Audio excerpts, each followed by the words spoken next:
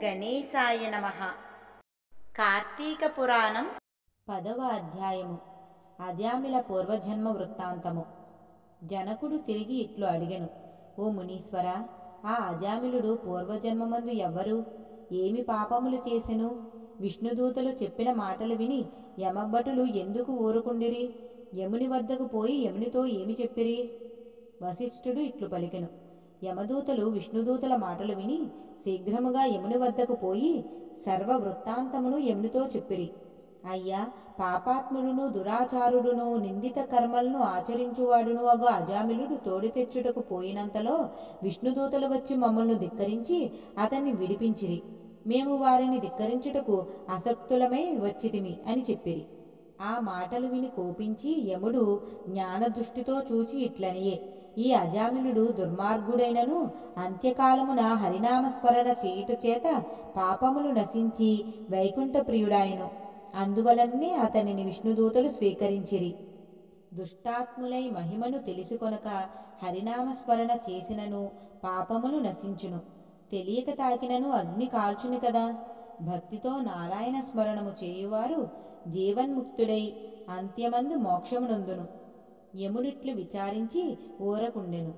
అజామిలుడు పూర్వజన్మమున సౌరాష్ట్ర దేశమందు బ్రాహ్మణుడై శివార్చకుడుగా ఉండి శివద్రవ్యమును హరించుచు స్నాన సంధ్యలను విడిచి అన్యమానసుడై శివుని పూజించుచు శివునికి అభిముఖముగా కాళ్ళు చాపుకుని శయనించుచు ఆయుధపాణి అయి స్నేహితులతో కూడి నానాలంకార శోభితుడై స్వేచ్ఛా విహారముల తిరుగుచు బహుభాషి అయి యవ్వనముతో ఉండెను. ఆ ఊరిలో ఒక బ్రాహ్మణుడుండెను. అతనికొక రూపవతియు యవ్వనవతియు అగు భార్య గలదు.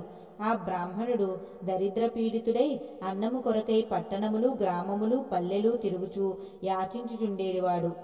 ఒకానొకప్పుడు బ్రాహ్మణుడు సంపాదించిన ధాన్యాధికములను శిరస్సున నుంచుకొని ఆకలితో ఇంటికి వచ్చి భార్యతో, ఓయి, నాకు ఆకలి కలుగుచున్నది, త్వరగా వంట చేయుము, ముందు మంచినీళ్ళిమ్ము, త్రాగి శాంతించెదను. భర్త ఎట్లెన్ని మార్లు పిలిచినను భార్య అతని మాటలు లెక్క చేయక పనులు చేయుచు జారుని మనస్సులో ధ్యానించుచు ఊరకుండెను. అంత భర్త కోపించి దండముతో భార్యను కొట్టెను. భార్య భర్తను పిడికిలితో గుద్దెను. తరువాత భర్త ఆ గృహమును విడిచి గ్రామాంతరము పోయి అచ్చట భిక్షమెత్తుకొని జీవించుచు భార్యా సంగతిని గూర్చి చింతించుచుండెను. భార్య సుఖముగా నుండి రాత్రి భుజించి మంచి చీర ధరించి తాంబూలము స్వీకరించి ఒక చాకలివాణి ఇంటికి పోయెను.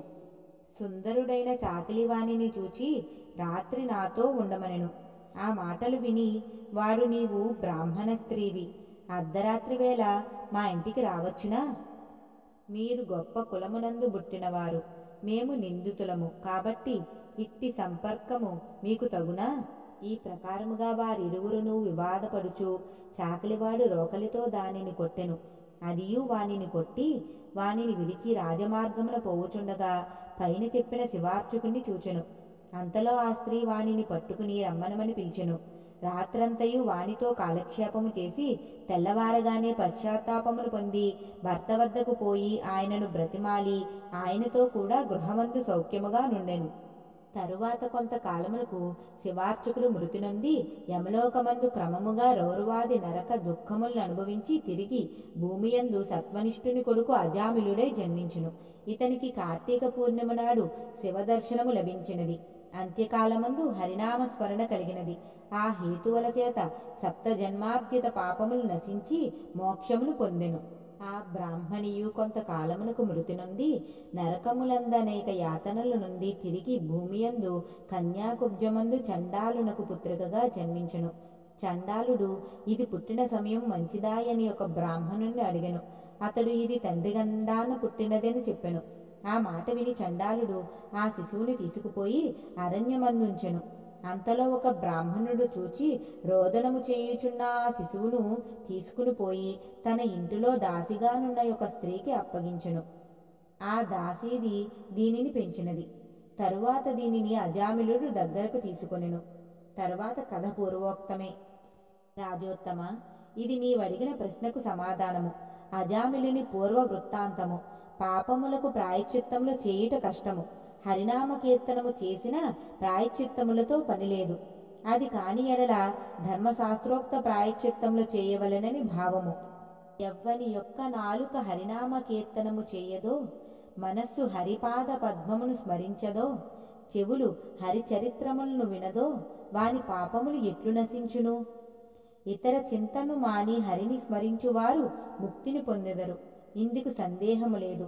కాబట్టి కార్తీక మాసమందు ఆచరించిన ధర్మము సూక్ష్మమైనదైనను గొప్పదైనను పాపమును అంతటినీ నశింపచేయును. కార్తీక ధర్మమునకు పాపములను నశింపచేయు సామర్థ్యమున్నది. కాబట్టి కార్తీక మాసమందు ధర్మం ఆచరించని వాడు నరకమును పొందును. ఇది నిశ్చయము.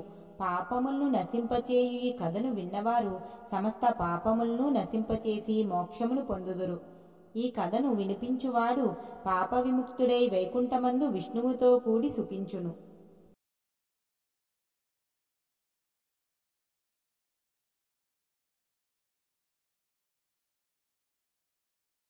11వ అధ్యాయము. సుశీల మందర వృత్తాంతము. పురాణ శ్రవణ ఫలము. రాజోత్తమ, తిరిగి చెప్పెదను వినుము. కార్తీక మాసమందు అవిసె పువ్వులతో హరిని పూజించిన వాని పాపములు నశించును. చంద్రాయన వ్రత ఫలము పొందును.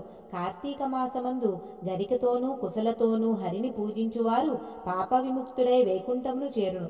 కార్తీక మాసమందు చిత్ర రంగులతో కూడిన వస్త్రములను హరికి సమర్పించిన వారు మోక్షము పొందును. కార్తీక మాసమందు స్నానమాచరించి హరి సన్నిధిలో దీపమాల నుంచువాడును, పురాణమును చెప్పువారును, పురాణమును వినువారును పాపములన్నీ నశింపచేసుకుని పరమపదమును పొందుదురు. ఈ విషయమే ఒక పూర్వకథ కలదు. అది విన్న మాత్రముననే పాపములు పోవును, ఆయురారోగ్యములిచ్చును, బహు ఆశ్చర్యకరముగా నుండును. దానిని చెప్పెదను వినుము. కళింగ దేశమందు మందరుడను ఒక బ్రాహ్మణుడు కలడు. అతడు స్నాన సంధ్యావందనాదులను విడిచిపెట్టినవాడై ఇతరులకు కూలి చేయుచుండేడువాడు. అతనికి మంచి గుణములు కలిగి సుశీలాయను పేరుగల ఒక భార్యయుండెను. ఆమె పతివ్రతయు సమస్త సాముద్రిక లక్షణములతో కూడినదై ఆడవారిలో శ్రేష్ఠురాలై ఉండెను. ఓ రాజా, ఆ సుశీల భర్త దుర్గుణపూర్ణుడైనను అతని యందు ద్వేషమునుంచక సేవించుచుండెను. తరువాత వాడు వేరైన జీవనోపాయము తెలియక కూలి జీవనము కష్టమని తలచి కత్తిని ధరించి అడవిలో మార్గము కనిపెట్టుకుని ఉండి దాని యందు నడుచువారిని కొట్టి వారి ధనములు అపహరించుచు కొంతకాలము గడిపెను. అట్లు చౌర్యము వలన సంపాదించిన వస్తువులను ఇతర దేశములకు పోయి అమ్ముకొని ఆ ధనముతో కుటుంబమును పోషించుచుండెను. ఒకప్పుడు ఆ బ్రాహ్మణుడు చౌర్యము కొరకు మార్గమును కనిపెట్టియుండి మార్గాన వచ్చినొక బ్రాహ్మణుని పట్టుకుని మర్రి చెట్టుకు కట్టి అతని సొమ్మంతయును హరించెను. ఇంతలోనే ఒక క్రూరుడైన కిరాతకుడొకడు వచ్చి ఆ ఇద్దరు బ్రాహ్మణులని చంపి ఆ ధనమంతయు తాను హరించెను. తరువాత గుహలోనున్న పెద్ద పులి ఆ కిరాతకుణ్ణి కొట్టెను. కిరాతకుడు కత్తితో పులిని కొట్టెను. ఇట్లు ఇద్దరు పరస్పర సంవాదమును ఒక్కమారే చనిపోయిరి. ఇట్లు ఇద్దరు బ్రాహ్మణులు, పులి, కిరాతుడు నలుగురు ఒకచోట మృతి నొంది యమలోకమునకు పోయి కాలసూత్ర నరకమందు యాతన పడిరి. యమభటులు వారినందరినీ పురుగులతోనూ అమేధ్యముతోనూ కూడినటువంటి భయంకరమైన చీకటిలో సలసల కాగుచున్న రక్తమందు బడవేసిరి. జనక మహారాజా, ఆ బ్రాహ్మణుని భార్య సమస్త ధర్మములను చేయుచు ఆచారవంతురాలై హరిభక్తియుతయై సజ్జన సహవాసమును చేయుచు నిరంతరము భర్తను ధ్యానించుచుండెను. ఓ రాజా, ఇట్లుండగా దైవవశము చేత ఒక యతీశ్వరుడు హరినామస్మరణ చేయుచు నాట్యము చేయుచు పులకాంకిత శరీరుడై హరినామృతమును పానము చేయుచు సమస్త వస్తువులందు హరిని దర్శించుచు ఆనంద బాష్పాయుతుడై ఆమె ఇంటికి వచ్చెను. ఆమెయు ఆ యతిని చూచి, భిక్షమిడి అయ్యా, యతిపుంగవ, మీరు మా ఇంటికి వచ్చుట చేత నేను తరించి తిని. మీ వంటి వారి దర్శనము దుర్లభము. మా ఇంటి వద్ద నా భర్త లేరు. నేనొక్కదాననే పతిధ్యానమును చేయుచున్నదానను. ఆమె ఇట్లు చెప్పగా విని యతీశ్వరుడు ప్రియభాషిణి అయిన ఆమెతో ఇట్లనియే, అమ్మాయి, ఈరోజు కార్తీక పూర్ణిమ మహాపర్వము.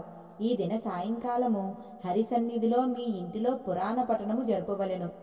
ఆ పురాణమునకు దీపము కావలెను. నూనె తెచ్చెదను గనుక నీవు ఒత్తిని వేసి ఇమ్ము. యతీశ్వరుడిట్లు చెప్పగా ఆ చిన్నది విని సంతోషముతో గోమయము తెచ్చి ఆ ఇల్లు చక్కగా అలికినదై అందు 5 రంగులతో ముగ్గులను పెట్టి పిమ్మట దూదిని పరిశుద్ధము చేసినదై ఆ దూదిచో 2 ఒత్తులను చేసి నూనెతో యతీశ్వరుని వద్ద వెలిగించి స్వామికి నమస్కరించెను.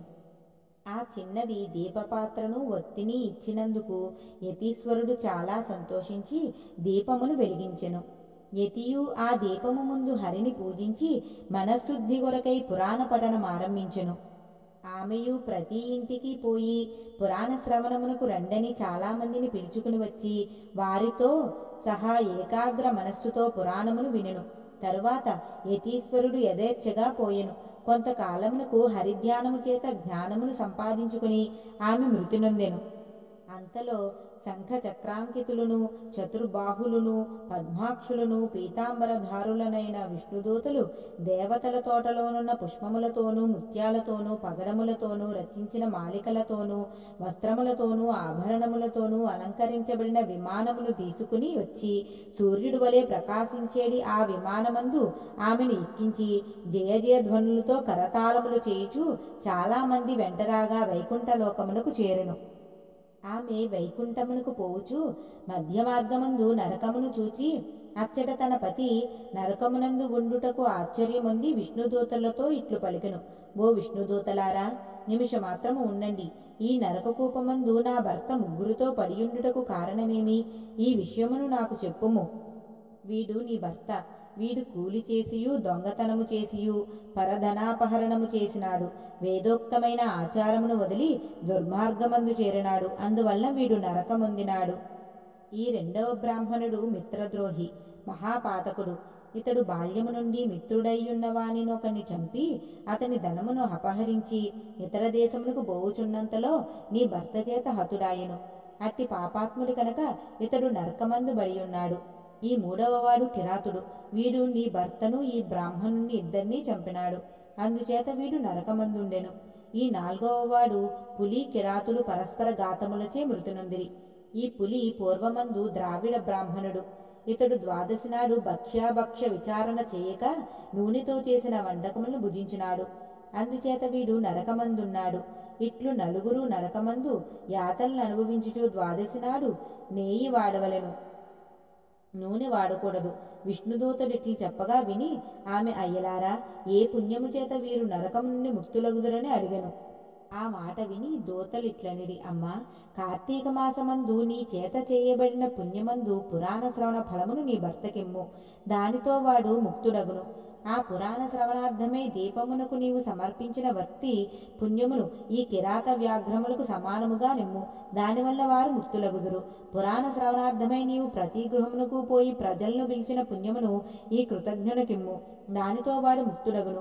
ఇట్లు ఆయా పుణ్యదానముల చేత వారు ముక్తులగుదురు. విష్ణుదూతల మాటలు విని ఆశ్చర్యమంది బ్రాహ్మణ స్త్రీ ఆయా పుణ్యములను వారికిచ్చెను.